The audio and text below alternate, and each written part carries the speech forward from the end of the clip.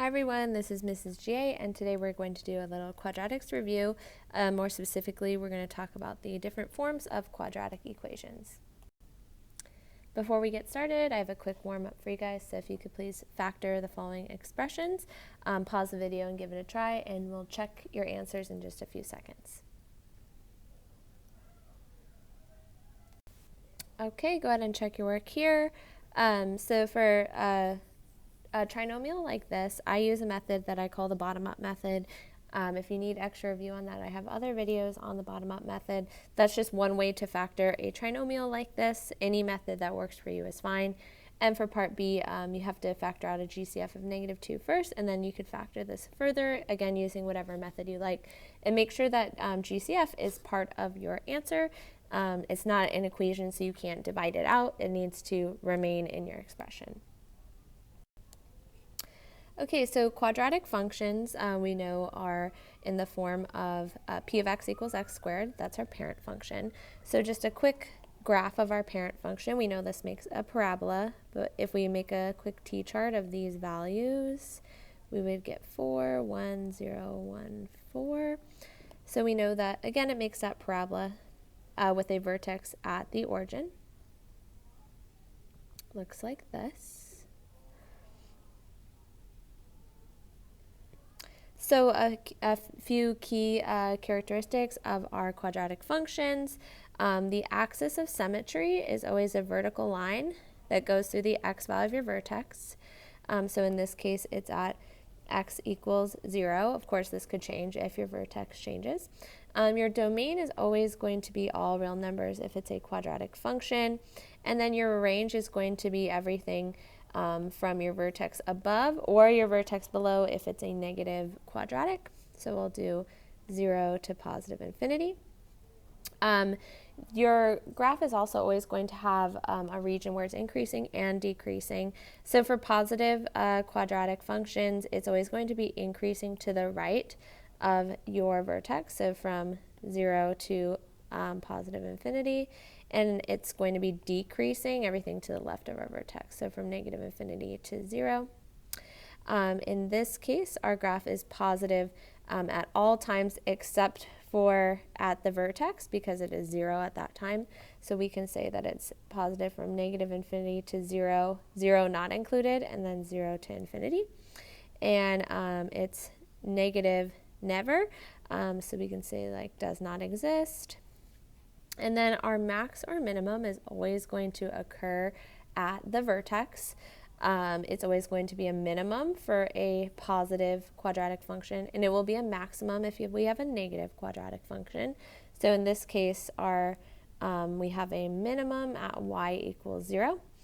And then our end behavior should always match. So for this one, as x approaches positive or negative infinity, so I can say as x approaches positive or negative infinity, f of x approaches positive infinity. And of course, if it's a negative parabola, then our graph would approach negative infinity on both sides. So there are 3 forms of quadratic equations that we will be working with. When you're deciding which form to write your equation in, you really need to decide what you're trying to get out of your equation, because each form has some different pros and cons depending on what you're trying to do. So first is general form, which is in this form, ax squared plus bx plus c. For this, if you want to find the vertex, you have to use that vertex formula, negative b over 2a. That gives you the x value of your vertex, and you can plug that in to find the y value. For this form, it's really easy to see the y-intercept. It's just going to be at 0, c, whatever your constant is. And if that a value is greater than 0, we have an upward-facing parabola, and if a is less than 0, we have a downward-facing parabola. Now this next form, we can call it root form or sometimes intercept form. You can see that our equation has essentially been factored out, so it's in the form of a times x minus r1 times x minus r2, where r1 and r2 are the x values of our x-intercepts. And notice in the form it says x minus r1, but the x-intercept is at positive r1. These are always going to be opposites.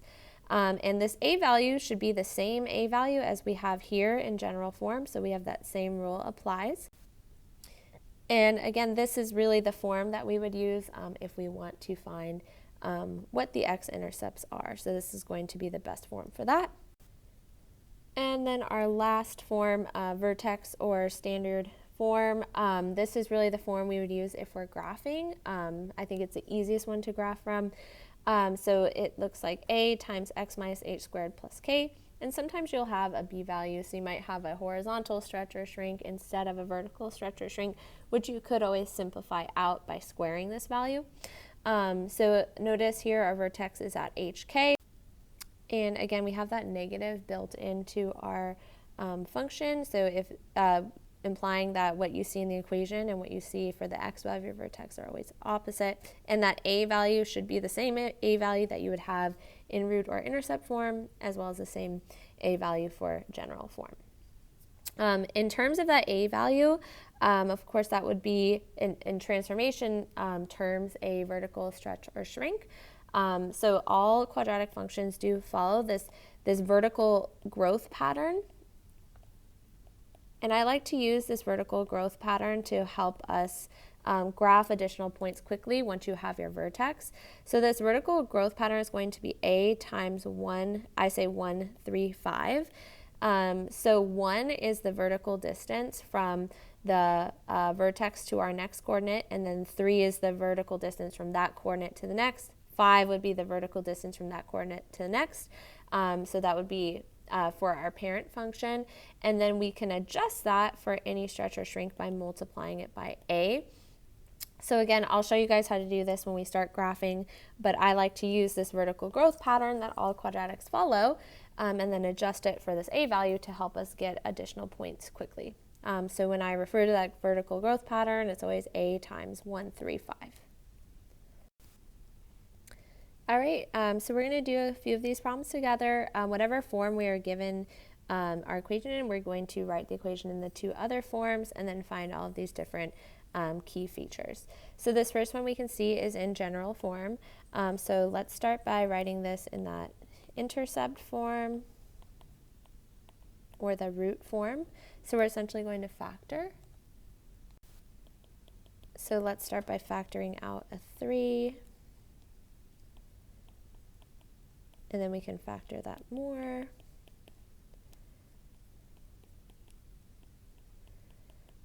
Okay, so this is an intercept form. And this is a really nice form because we can see where our roots are, or the x-intercepts, different word for roots. Now we need to write our equation in that vertex form.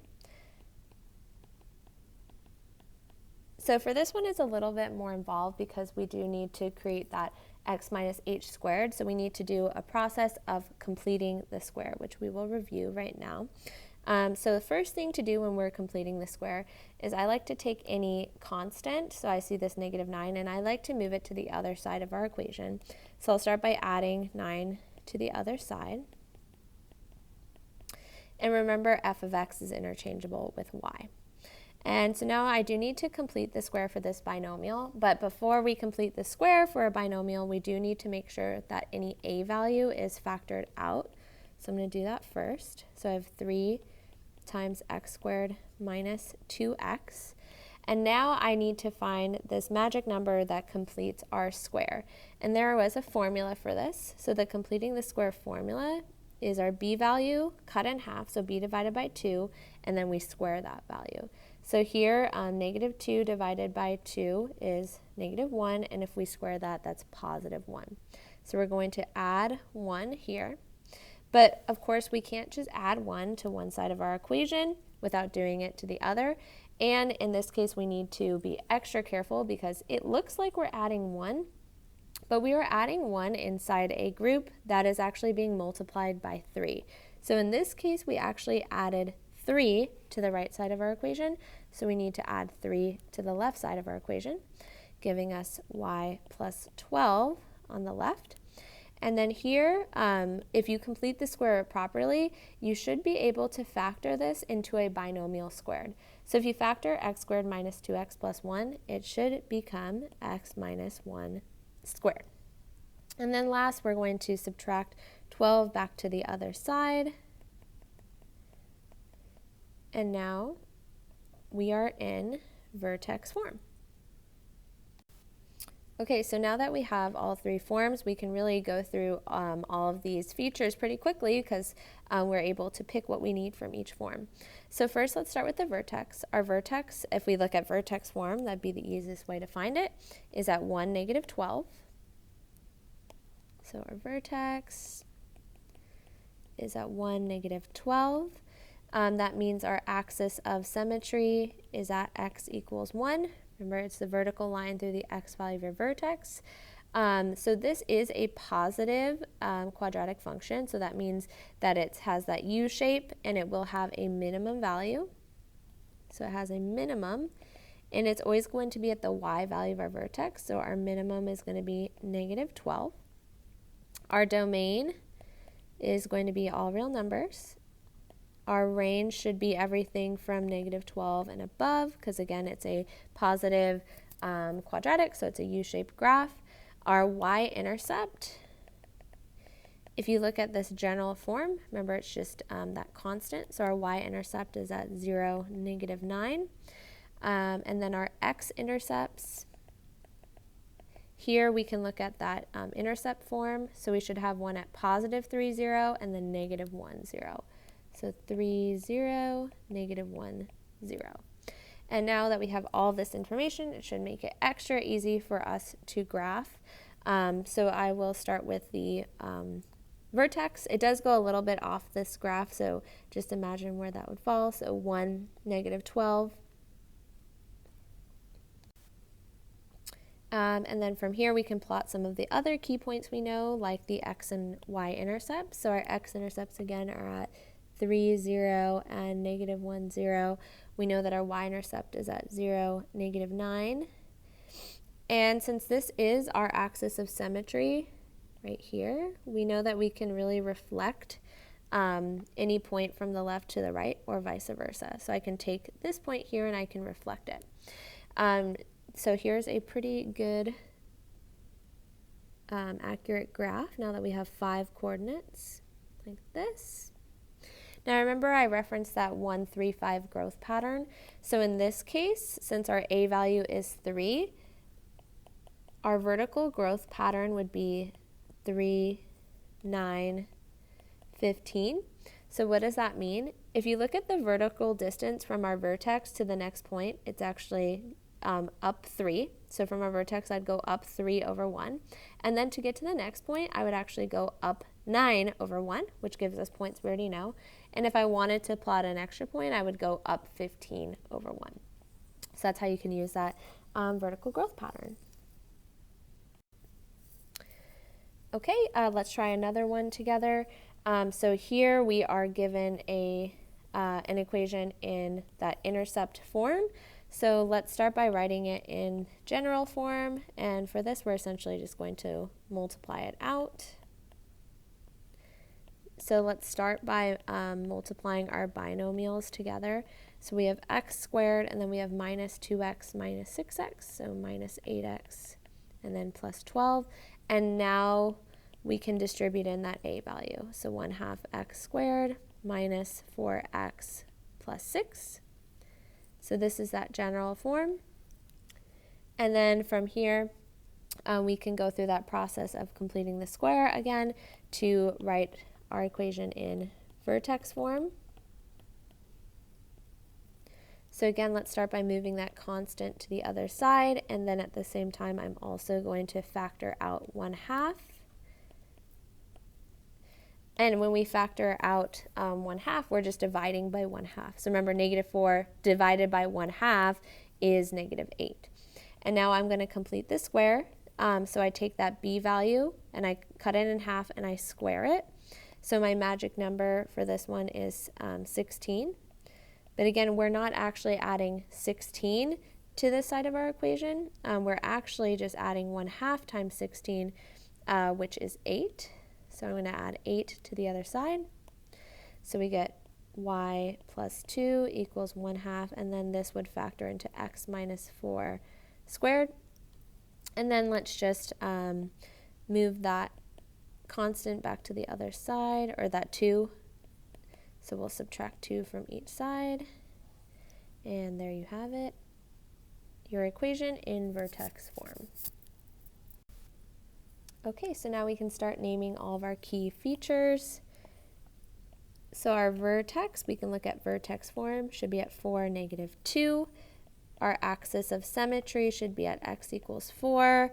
This one, again, is a positive quadratic, so it's upward facing, which means that it has a minimum value at the vertex, so at y equals -2. Our domain, of course, is all real numbers, -infinity to +infinity. Our range is everything from our vertex and above, so -2 to infinity. Our y-intercept, if you look at the general form, should be 0, 6. And of course, you can find the y-intercept from any form. You would just simply substitute x with 0 and then solve for y, but you can see it right here. And then your x-intercepts, if we look at the root form, that's the easiest way to go. It should be at +6 and +2, 0. So 6, 0, and 2, 0. And of course, you could find the x-intercepts in any form by replacing y with 0 and then solving for x. Okay, let's graph. So we have our vertex again at 4, -2. We have our y-intercepts at 6, 0, and 2, 0. We have our y-intercept at 0, 6. So our graph looks something like this, and we can also reflect that onto the other side to get an additional point. And for that vertical growth pattern, it would be 1/2 times 1, 3, 5. So it grows by half a unit, then 3/2 of a unit, then 5/2. So I could go up 1/2 over 1, and then I would go up 3/2 over 1, and I would get those coordinates right here. But again, this is just that vertical growth pattern that all quadratic functions should follow. Okay, let's try one more together. So here we have a function in vertex form. So let's start by rewriting it in general form. So let's essentially just multiply it out. So here I'm going to start by multiplying out x minus 1 squared, which remember means x minus 1 times x minus 1. So it becomes x squared minus 2x plus 1. And now we can distribute the -2. And then we can combine like terms. So make sure you're doing this in the right order. We always follow order of operations.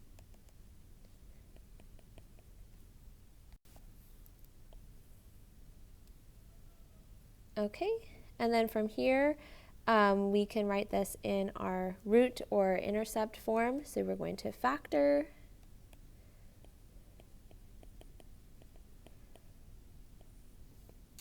So we'll start by factoring out the -2. So we have -2 times x squared minus 2x minus 3. And then we can factor this. So f of x equals -2 times x minus 3 times x plus 1. Okay, so now we have all the information we need to get our key features. So for vertex, we can look at that vertex form. It should be at 1, 8. For the axis of symmetry, it should be at x equals 1. Remember, it goes through the x value vertex. This one is a negative quadratic function. Notice that our a value is negative, so it's actually going to be facing down, which means that we actually have a maximum value this time. And it's going to occur at the vertex, so at y equals 8. Our domain is still all real numbers. Our range is everything below the vertex, again, because it's facing down. So it's actually going to be from -infinity to 8. Remember, we always go from low to high. Our y-intercept is going to be at 0, 6. Remember, it's the c value from general form, or just replace x with 0 in any form. And then our x-intercepts are at 3, 0, and negative 1, 0. And we can find that from our root form. So let's sketch a graph of this. So I'll start with my vertex again at 1, 8. We could plot the other points we know. We know our intercepts are here, and our y-intercept is here. We can reflect this onto the other side. And there's a pretty accurate sketch of our quadratic function. This one, if we wanted to look at the vertical growth pattern, would follow a vertical growth of negative 2, negative 6, negative 10. So if you look at the vertical distance from the vertex to the next point, this distance is negative 2, and then you go down 6 over 1 to get the next point, and you go down 10 over 1, and you would have the next point, which you could then reflect onto the other side. All right, so at this point, I'm going to ask you to pause the video and try this one on your own, and we will check your answers in just a few seconds.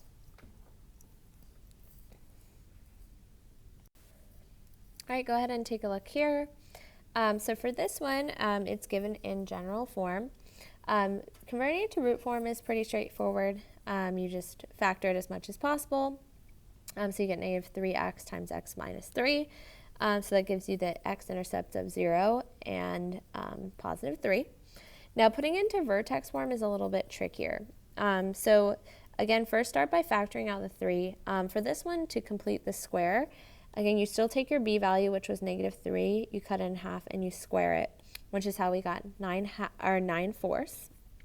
And then that means we're actually subtracting 27/4 from each side. So we have to do that to keep our equation balanced. So let me write that in here. So minus 27/4.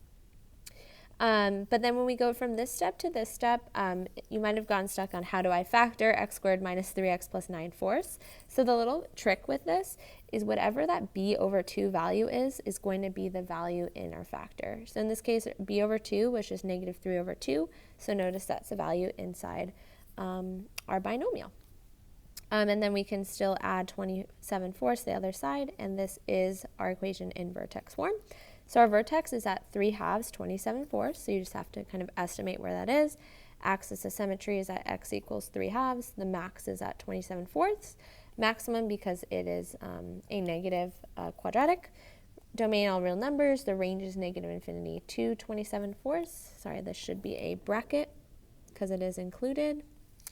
And then our x-intercepts are at 0, 0, and 3, 0. And our y-intercept is also at 0, 0. All right, so now we're going to practice creating a quadratic equation in whatever form we think would be easiest given different pieces of information.